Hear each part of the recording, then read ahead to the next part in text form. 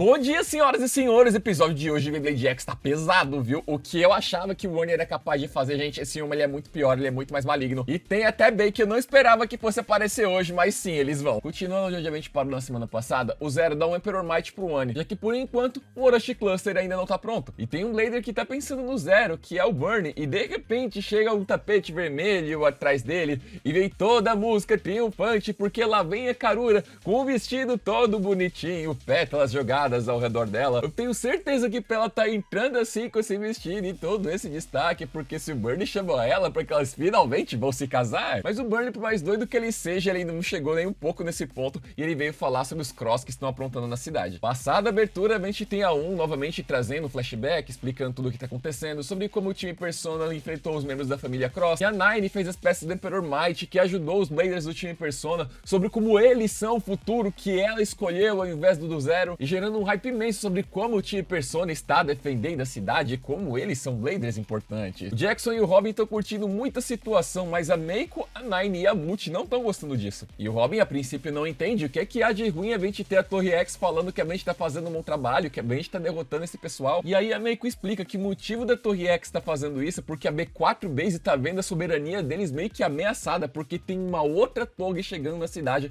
e por isso eles precisam gerar esse engajamento para se manterem relevantes e que outros Bladers, por exemplo, não vão lutar para outra Torre X. E se os Bladers preferirem essa outra Torre X, esse outro sistema de Pro deles, quase todo o sistema vigente de Pros, os Bladers, os patrocinadores e tudo mais, tudo isso iria cair. Tanto que era justamente isso que ela estava conversando com o Kaduvara. A Torre X se sente ameaçada porque uma vulnerabilidade dela foi exposta. E falando da família Cross, o Burn tá conversando com a Karura sobre as mudanças de moda do Sol Eclipse e seus bens futuristas. E a Karura, acredite ou não, até que ela tá bem séria. A tampinha aqui tá usando o cérebro dela e mostrando realmente que ela é uma Blader competente. Ela fala que ela tá até acostumada a ver o Garuda subindo e descendo com suas mudanças de modo, mas agora assiste Blade que muda também, Blade principal que muda também. Realmente isso é um bem muito perigoso. E conversando com o Burn sobre tudo isso que tá acontecendo, ele tá até preocupado. O Burn, ele tem um nobre Oblige, ele tem um nobre dever de trazer o Beytime Shift que vai melhorar o mundo do Beyblade pra todos. Só que com esses Bays futuristas que fazem um monte de coisas que até hoje nem a equipe dele teria encontrado, isso consequentemente também vai trazer evolução, ele é até um novo tipo de Beytime Shift, digamos, e o Burn tá até preocupado se o Zero Cross é que tá certo, porque ele tá trazendo uma evolução muito maior, só tá pegando o caminho, ok, meio que maligno, mas diferente, tá trazendo evolução mesmo. E falando do diabo, adivinha que adentrou o recinto? Chegou o Oni pela porta da frente, vai enfrentar o Nekoyama e a Yuni. Ele traz então o Emperor Might e enfrenta os dois ao mesmo tempo.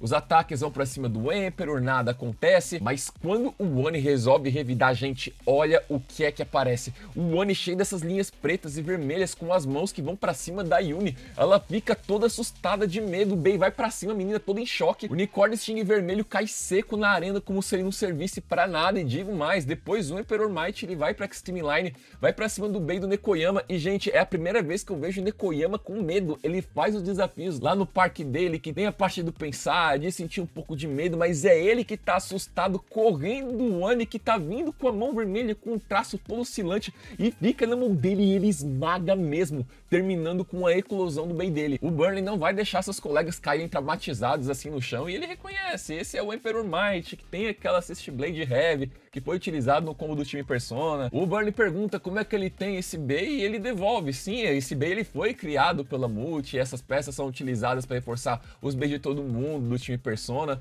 mas o meu pai, Zero Cross, não tem nenhum Bey que ele não consiga fazer, ainda mais quando ele já vê um que já tá pronto. O futuro tá chegando e são vocês que insistem em ser antiquados. E inclusive, Burn, eu vim aqui para te desafiar. E chegando no topo do edifício, a gente sabe que ele vai trazer uma arena nova, e eu imaginei que ele iria trazer essa arena de helicóptero, mas não, ele faz de um jeito diferente. O relógio dele consegue transportar coisas por aí, ele consegue materializar a arena infinita, e mais ainda, ele também tem um sistema 4X de poder projetar os hologramas e tudo mais, só que o dele é menor, mas mais eficaz do que o que a Torre X utilizava, porque precisava das duas número 3, a 1 quando ela aparecia vinha naquele corpo pequenininho, mas não, esse aqui não só consegue fazer tudo normalmente, como ele consegue até dar uma mudada no ambiente. Ele vai dando alguns exemplos, ele transforma o prédio em um lugar cheio de flores, o Zero tá se preparando para assistir a batalha, o 3 e a 4 entram lá para pedir perdão pro pai, pedem mais uma chance, ele diz que tá, tudo bem, vocês têm outra chance, ele não dá a mínima pros filhos, e aí enquanto eles vão embora nessa trocação mó seca de pedir desculpa e tudo mais, ele faz esse café todo chique, com mel e tudo mais, e ele oferece um brinde ao novo futuro. Quanto ao Bay que o 1 vai utilizar, ele vai utilizar Emperor Might? Não, gente, ele vai utilizar o Phoenix Wing também, porque não tem nada que o 0 não consiga criar. E no lançamento dos Bays, a gente vai olhando frame por frame, e a gente nota também a violência dos lançamentos do 1, a faísca que sai dele, a gente encontra o número 1 aqui também, e nessa batalha a gente tem uma Mirror Match de 2 Phoenix Wings, os dois encaixam na Extreme Line, os dois invocam o avatar igualzinho, e nessa que os dois tem Gear Flat, e essa ponta consegue fazer Extreme Dashes muito mais facilmente, a gente tem os dois correndo e indo um atrás do outro, e quando eles batem, sempre essa explosão de ar quente, repetidamente que bate, os Bays param, vem a explosão e eles correm de novo, fazendo sempre o mesmo trajeto, a colidir, e todo mundo assustado, mas o One lá paradinho. O problema é que nessas colisões que vão e voltam, onde a gente tem o mesmo Bay, com a mesma Hatchet, com a mesma Beat, mesmo tudo igual, só o Blader mais forte vai triunfar, e quem tá se dando mal é o do Burn, que não tá mais conseguindo manter a trajetória de sempre, manter o mesmo Extreme Dash, batendo de novo, agora é o Phoenix Wing do Burn que tá perdendo pela tangente, a ponto de finalmente, quando os avatares colidem pela última vez, a Fênix que triunfa é a do One, transformando a do Burn em cinzas e ainda marcando o Extreme Finish. A Karura explica sobre o que aconteceu na batalha, deles estarem com a mesma Blade, Hatchet e Beat, e só o Blader mais forte iria triunfar, e pro Burn ter perdido significa que o do One realmente é superior, e com o nosso menino pássaro caindo de joelhos e as penas sumindo com o sistema 4x virando cinzas, o Zero sai dando um monte de risadinha, até que foi um trabalho bem feito. Agora eu tenho que me preocupar com esse outro Bay por aqui. Mas olha, se a gente aumenta o brilho, se a gente dá zoom nessa mão, olha só, meus amigos, é uma Miccurse garantido no prêmio do Random Booster. E aí, onde a gente tem as cenas do próximo episódio, onde o Pakun tá de volta. Tem o Blader que nós assumimos que seja o 5, porque a gente vê que a roupa dele tem um monte de letras V, que é 5 algarismo romano, e temos até o avatar de uma Miccurse. Pois é, galera, essa múmia não é do Nekoyama, é da família Cross também. Temos de novo a Yoko utilizando seus charmes pra passar a perna no Pakun de novo. E a gente vai ver até uma luta de irmãos, porque o Miccurse tá enfrentando o Clock Mirage,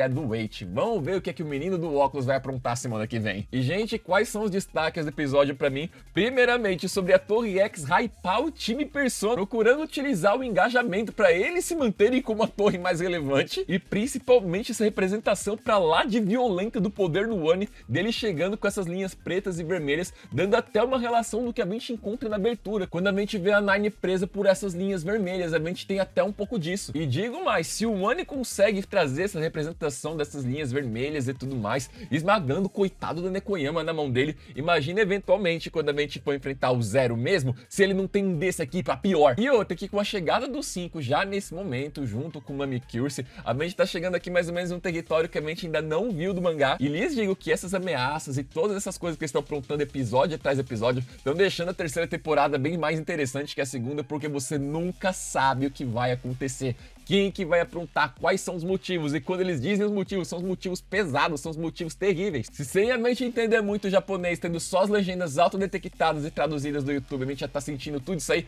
imagina um dia quando eventualmente lá mais um pouco no futuro do ano que vem, a gente não vê tudo isso aqui dublado, em misericórdia. Uma coisa que eu vou conseguir afirmar, porém, quando a gente ter esse próximo capítulo do mangá, eu não acho que a gente vai ver o Pakun nele de novo, porque só que no anime que a gente tem personagens que apareceram pra vender o Bay e dar o fora, continuam reaparecendo, porque vou te dizer, o Takumi não aparece no mangá já tem um tempão, ele perdeu lá nos primeiros volumes e pronto, sumiu, mas aqui no anime todo mundo reaparece, ninguém ficou pra trás. E se você quer reservar o seu Miccurse, ele já tá aqui na descrição, galera, tem o link de pré-venda dele da Shopee, do vendedor Green World, vendedor confiável, eu compro dele inclusive. Se você tá de olho no Baymumi do número 5 aqui, você já sabe onde é que você vai encontrar ele. Comenta então aqui embaixo, galera, o que vocês acharam do episódio de hoje, o que vocês acharam dessas linhas vermelhas que tem no 1, e já que a gente tá falando de batalhas, inclusive, se você não viu o que aconteceu lá na CCXP, teve batalha também, lá teve telão, a Hasbro trazendo um stand no evento, teve até uma Mirror Match também, e o link tá aqui do lado pra vocês conferirem. Faça o X imediatamente e até a próxima.